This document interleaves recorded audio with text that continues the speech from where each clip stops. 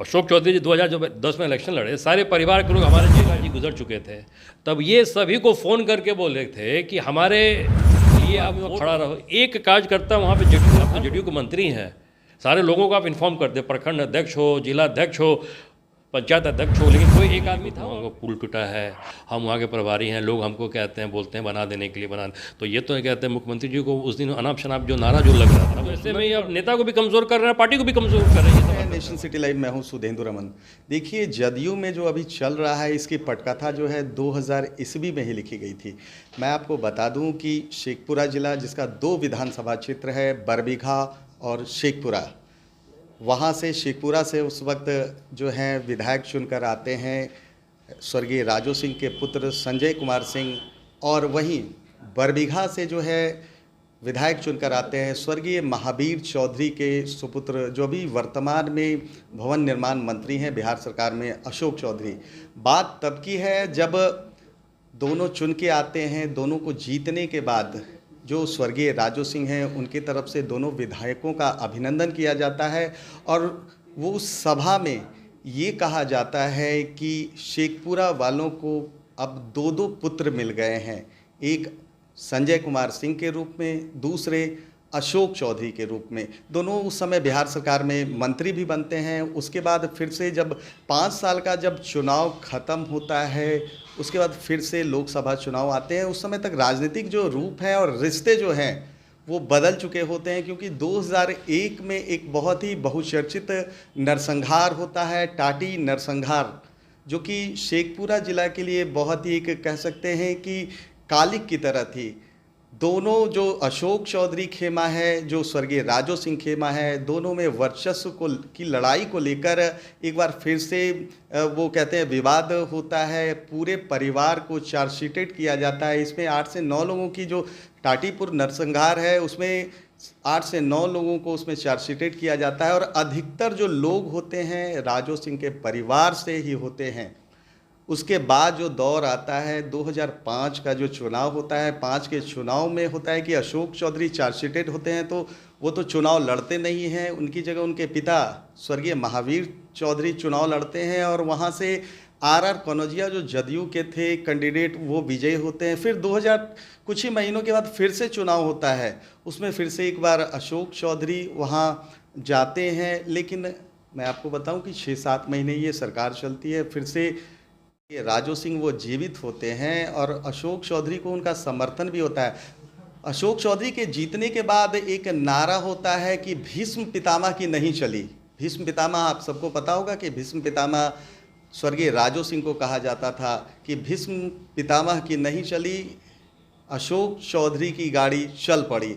उसके बाद जो आम चुनाव होते रहते हैं, चाहे वो 2010 का चुनाव कहें, अशोक चौधरी फिर से खड़े होते हैं, सुदर्शन कुमार भी खड़े होते हैं, लोजपा की टिकट पे खड़े होते हैं। उस समय उनके जो पिता स्वर्गीय संजय सिंह मंत्री, उनकी वहाँ हृदय गति रुक जाने से मुंगेर कोर्ट में मृत्यु हो जाती है। गजानन शाही वहाँ से चुनाव जीतते हैं। लगातार जो है ये वर्चस्व की कह सकते हैं कि लड़ाई, जबकि पहले वो रिजर्व सीट था, तो वहाँ से जो स्वर्ण थे वो चुनाव नहीं लड़ रहे थे। लेकिन जैसे ही ये जनरल सीट होता है 2010 से, वहाँ से जो स्वर्ण कैंडिडेट भी हैं वो भी चुनाव लड़ने के इच्छुक होते हैं। इसी क्रम में सुदर्शन कुमार की एंट्री होती है 2010 में। फिर उसके बाद 2015 में वो कांग्रेस के टिकट से चुनाव जीतते हैं। उस समय जो प्रदेश अध्यक्ष थे अशोक चौधरी थे। उसके बाद 2020 में फिर से सुदर्शन कुमार 170 विधानसभा से निर्वाचित होते हैं। लेकिन जिस तरह से हालिया दिनों में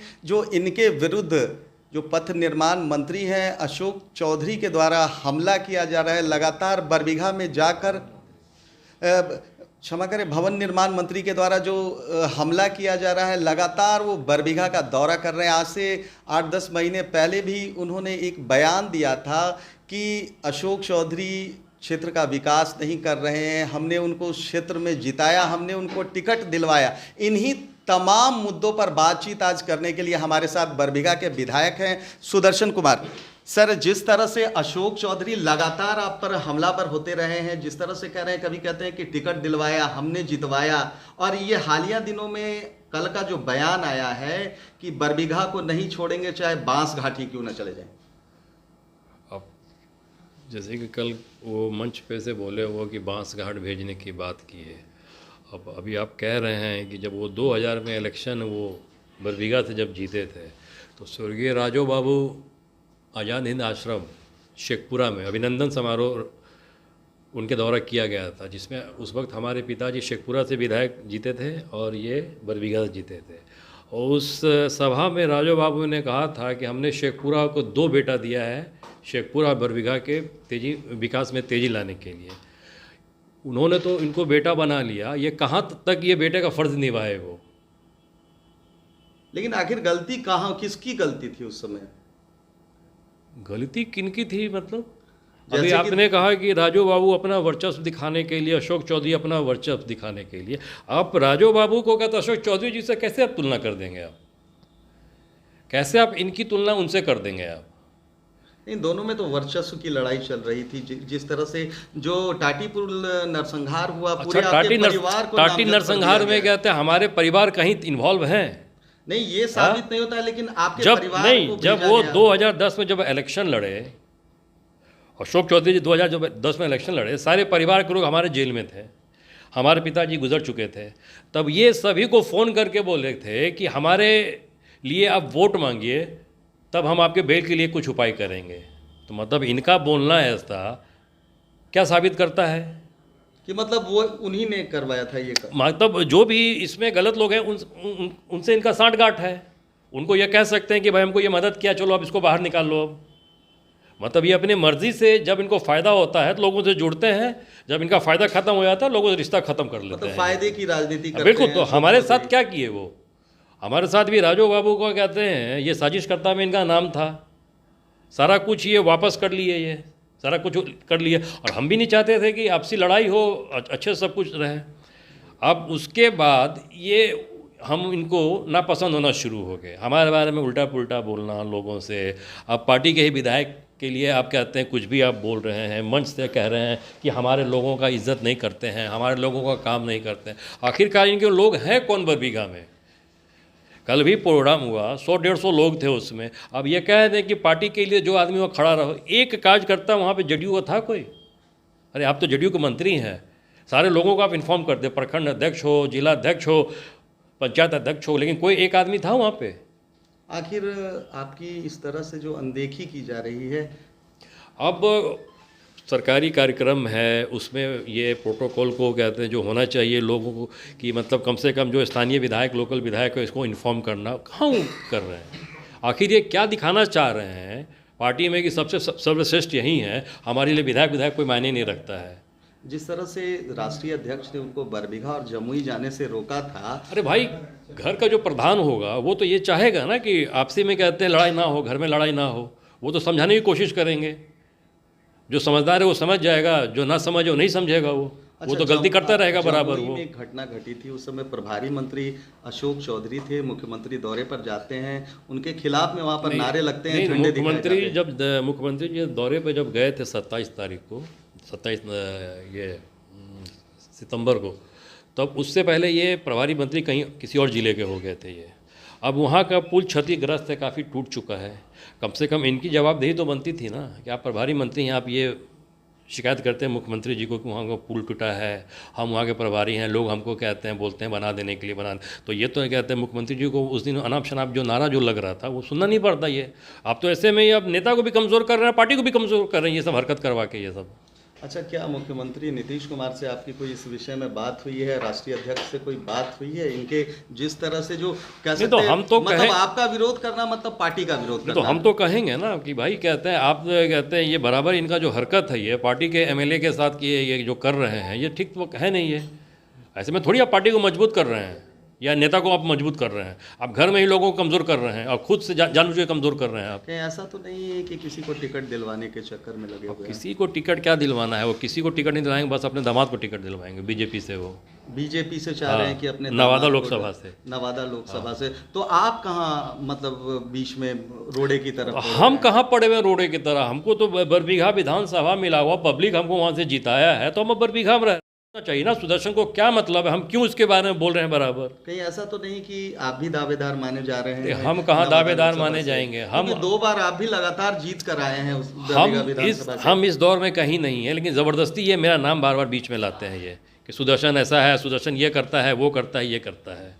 अच्छा, जिस तरह से दोनों के बीच में जो तू मैं हुई, मुख्यमंत्री के सामने में हुई, और मुख्यमंत्री जो मुखिया हैं, राष्ट्रीय अध्यक्ष हैं ललन सिंह, उनके सामने इस तरह की, तो इसे पार्टी विरोधी गतिविधि कहा जाएगा या कुछ और कहा जाएगा? अब जैसे कि कह रहे हैं, आप ही लोग बता रहे हैं, पेपर में जैसा देखे, फिर न्यूज़ में देखे, मीडिया में, कि आपसे इन लोगों का कुछ हुआ, वो इसकी जानकारी हमको नहीं है।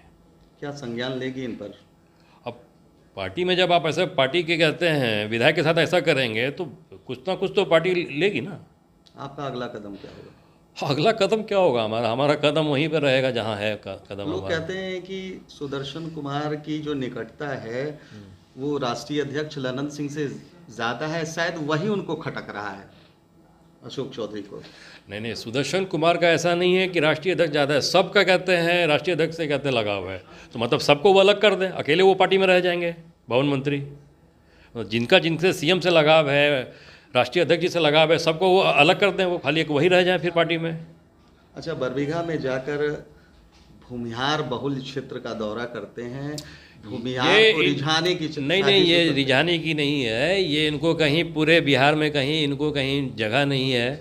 सबसे ये बेवकूफ़ और सबसे ज़्यादा कहते हैं होशियार ये समझते हैं कि वहाँ के भूमिहारों को जब मन किया कंधे पर हाथ दे देना है, गले मिल लेना है, तो इससे क्या हो गया मतलब? हाँ, मतलब अब वहाँ के भूमिहार इनके बहलावे में छलावे में नहीं आने वाले हैं। अब शक्ति कहते हैं कि शक्ति प्रदर्शन कर रहे थे, ये कर रहे थे, तो शक्ति प्रदर्शन में 125 और 150 आदमी रहते हैं। अब शायद देखे भी होंगे फोटो, तो फोटो में गिनती हो जाएगा कितने लोग थे इनके साथ। पार्टी मतलब कोई बड़ी कार्रवाई करेगी? अब पार्टी को जब ये कमज़ोर करने में लगे हैं, पार्टी के विधायक के ही खिलाफ या अनाप शनाप बोलते हैं, प्रोटोकॉल है कि पार्टी के ही किसी का पार्टी के अलावा भी कोई भी जो भी विधायक हो किसी पार्टी के, आप उनको तो बुलाएंगे ना, आप उसमें अब नहीं बुला रहे हैं, तो पार्टी को कमज़ोर कर रहे हैं, दिखाना चाह रहे हैं कि भाई हम ही सबसे यहाँ पे मजबूत हैं। लेकिन वो भी तो कह रहे हैं कि बांसघाट चले जाएंगे लेकिन बरबीघा को तो नहीं छोड़ेंगे। भाई सही बात है, शेखपुरा को तो नहीं छोड़े वो, अब बरबीघा की बारी है, इसको भी नहीं छोड़ेंगे वो। आप शेखपुरा को नहीं छोड़े, आप जान ही रहे होंगे, जो हमारा परिवार जो नरसंहार में कहते हैं इन्वॉल्व नहीं है, उसके बावजूद भी कहते हैं 7 साल 6 साल जेल काट के आया। आपके पिताजी की भी पेशी के दौरान अरे हमारा परिवार बर्बाद हो गया ना इनके चक्कर में, हमारा परिवार बर्बाद हो गया, वो आज तक हम झेल रहे हैं, नहीं तो क्या बोले अब। तो ये थे बरबीघा के विधायक सुदर्शन कुमार, जिन्होंने साफ तौर पर कह दिया है कि जिस तरह से जो अशोक चौधरी बरबीघा बार बार जा रहे हैं, कहीं ना कहीं पार्टी को कमज़ोर करने पर तुले हुए हैं। इन्होंने साफ तौर पर कहा है कि बरबीघा की जनता सारी चीज़ों को देख रही है, मुख्यमंत्री नीतीश कुमार जो है सारी चीज़ों को देख रहे हैं, जो राष्ट्रीय अध्यक्ष ललन सिंह है सारी चीज़ों को देख रहे हैं, और इस पर कोई न कोई एक्शन ज़रूर लेंगे। फिलहाल तमाम हमारे ऐसी खबरों को देखने के लिए आप देखते रहिए नेशन सिटी लाइव।